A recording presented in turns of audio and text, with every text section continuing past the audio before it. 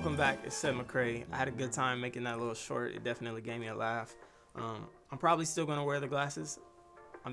I am wearing the glasses. I'm probably still gonna wear the beanie, and I'll probably still wear them together. So I guess, you know, when you're right, you're right. That's what I wear.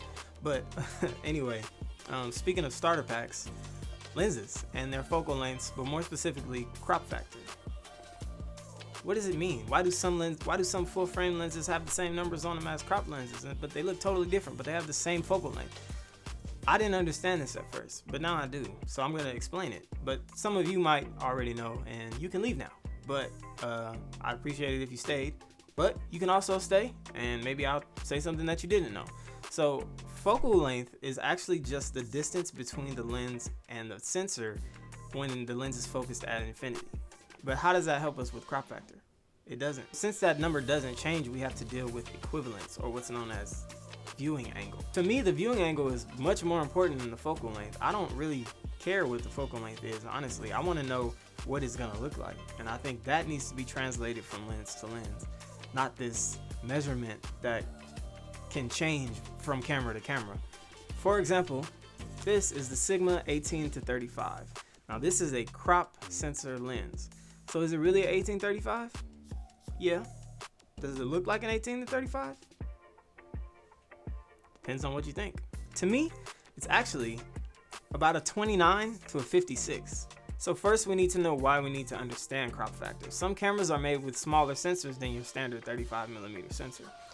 Those cameras need lenses that are cropped. So you can put a full frame lens on there, but it will be essentially cropped. So we're gonna use Canon today as an example, which is what I'm shooting on. Canon has a 1.6 times crop factor, right? Which kind of looks like this. But if you're shooting on a 50mm lens, I'm gonna use 50 because it's an easy number.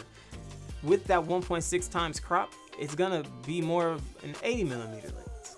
But will it? No, it's still a 50mm because that distance between the lens and the sensor didn't change. But what did change is the viewing angle. So that's where the disconnect comes from, because I can put a 50mm on a full frame camera and it gives me that classic nifty 50 look. But as soon as I put it on a crop sensor camera or put my camera in crop mode, it gets a lot tighter. So it's really simple to understand once you know what's going on. So if you have a 50, it's gonna look like an 80.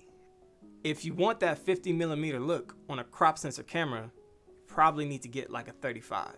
Sony crop sensor camera, you have 1.5 times. For Canon, you have 1.6 times. For micro 4/3 cameras, you have 2 times. You have to know what the equivalent focal length is that you need and the look you're trying to achieve. Because early on in my career, I thought a 50 was a 50. And it is, but it's not. So hopefully this kind of explains it better. I still don't really know how I'm gonna end these. I probably should figure that out soon. It's my 3rd video, so see you in the next one.